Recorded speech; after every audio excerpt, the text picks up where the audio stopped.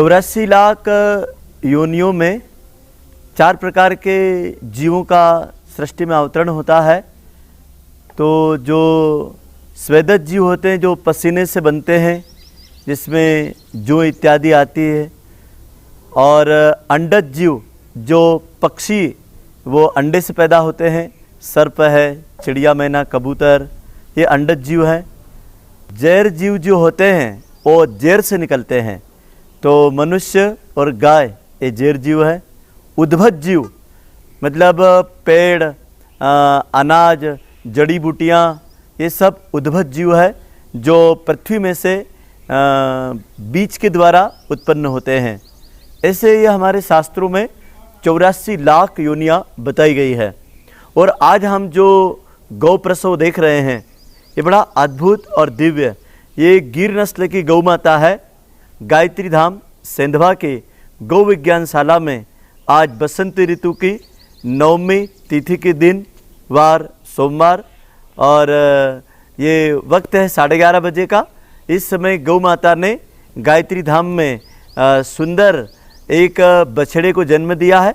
सबसे पहले गाय के चारों थनों में दूध आने लगता है, गाय के मुख के ऊपर मोती आने लगते हैं, और धीरे धीरे गाय की जेर फट करके चिकटा पानी छोड़ने लगती है।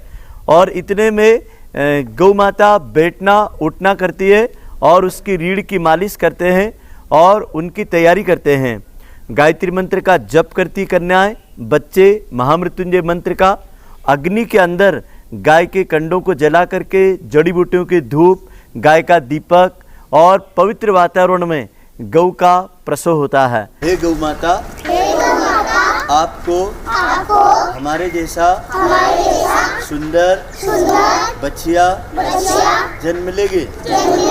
हम आपके प्रसव के लिए सूर्य भगवान से प्रार्थना करते हैं। गौ प्रसव देख रहे हैं भाई बहन, छोटे बच्चे भी, और कहते हैं कि गौ प्रसव देखना और प्रसव के समय गाय की परिक्रमा करना, ये तो सृष्टि पुराण में वर्णन आता है कि पृथ्वी की 7 परिक्रमा के बराबर इसका पुण्य फल होता है गौ प्रसव का।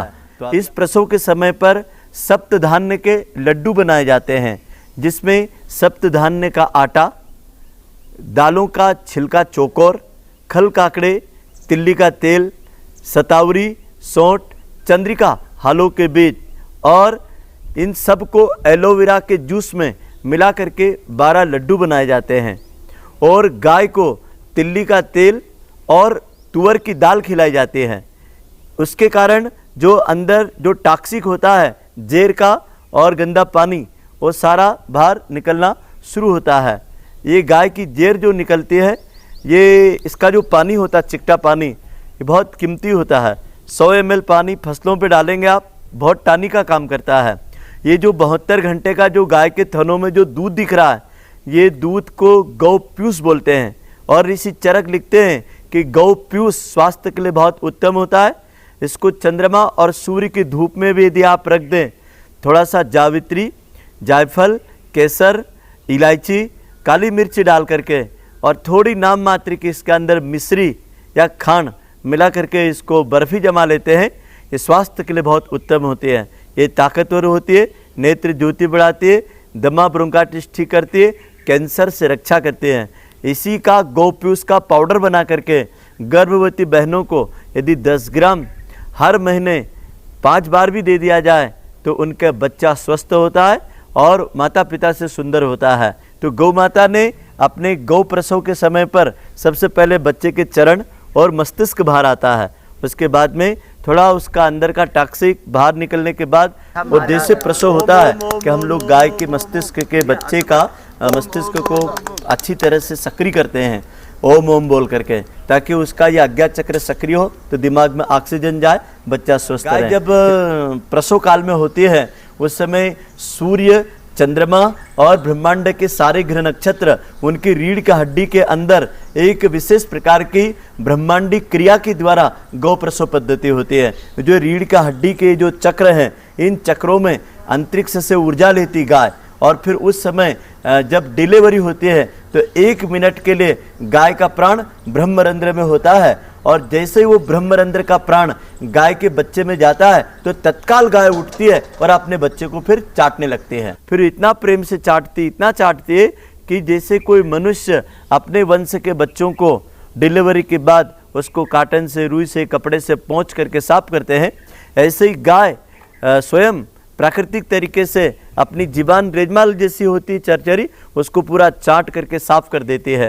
ये देखा आप, 60 मिनट में बच्चा उठ करके उसकी माँ के साथ परिक्रमा कर रहा है, उसके माँ के थनों को अब ये ढूंढ भी रहा है और गाय भी उसको चाट रही है और प्रेम कर रही है।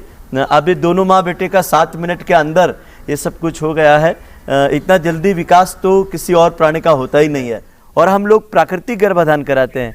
ये आजकल जो कृत्रिम गर्भाधान होता है, बेबी ट्यूब, ऐसे ही कृत्रिम गर्भाधान में इंजेक्शन पद्धति से ट्यूब से जो दवाइयाँ डाली जाती गर्भाधान की, तो कृत्रिम गर्भाधान गाय के लिए अपराध है।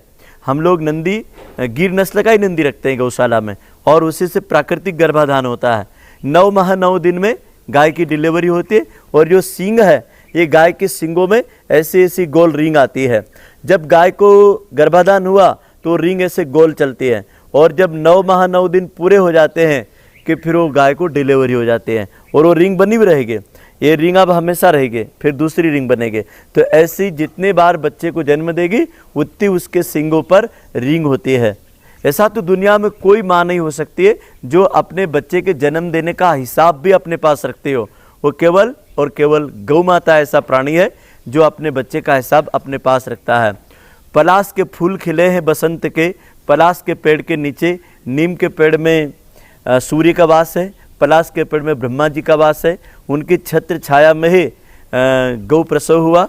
और गायत्री धाम की तपोभूमि का सौभाग्य है कि आपने गौ प्रसव का प्रक्रिया देखा, और इसका दूध, इसका गोबर, गौमूत्र, घी, पंचगव्य सर्व औषधि का काम करता है। क्योंकि इनकी जो रीढ़ की हड्डी होती है उसमें सूर्य केतु नाड़ी ऊपर और चंद्र नाड़ी दोनों चरणों के आगे, इनके जो खूर होते हैं वो भी 8 खूर होते हैं।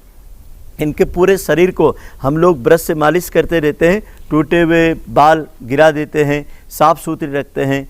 इनके हाथ पैर भी ऐसे घुमाओगे ना, चाहे माँ घुमाए, बच्चे घुमाए, छोटे छोटे बच्चे परिक्रमा करें, माताएं उनके चरणों में बैठ जाए, गाय ना तो सिंग हिलाएगी न मारेगी। गाय में सच में वात्सल्य होता है। गाय को माँ मान लिया जाए तो गौ माता जरूर माँ जैसा व्यवहार करते हैं। तो आज आपने हमारा गौ प्रसव देखा। अखिल विश्व गायत्री परिवार युग तीर्थ शांति कुंज हरिद्वार के तत्वावधान में संचालित गौ विज्ञानशाला गायत्री धाम सेंधवा, और मैं गौपुत्र मेवालाल पाटीदार, मैंने अपना जीवन पूरा गाय के लिए समर्पित कर दिया। विगत 17 वर्षों से मैंने भोजन नहीं लिया है। मैं गाय के दूध को ही संपूर्ण आहार मानता हूँ, और जैसा कहा गया है कि गाय का दूध पूर्ण आहार है। मैं रोज़ गाय का गोबर सूंघता हूँ, और जो गाय के गोबर के ऊपर जो सफ़ेद झिल्ली होती है उसको कर्षणी बोलते हैं।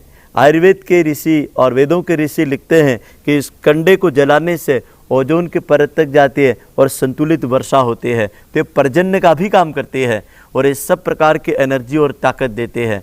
और ये बड़ा अद्भुत गौ का जीवन है। ये जिसके भी साथ है वो पूर्णता को प्राप्त होता है। भगवान कृष्ण को, युग ऋषि युग्म को मैं नमन करता हूँ।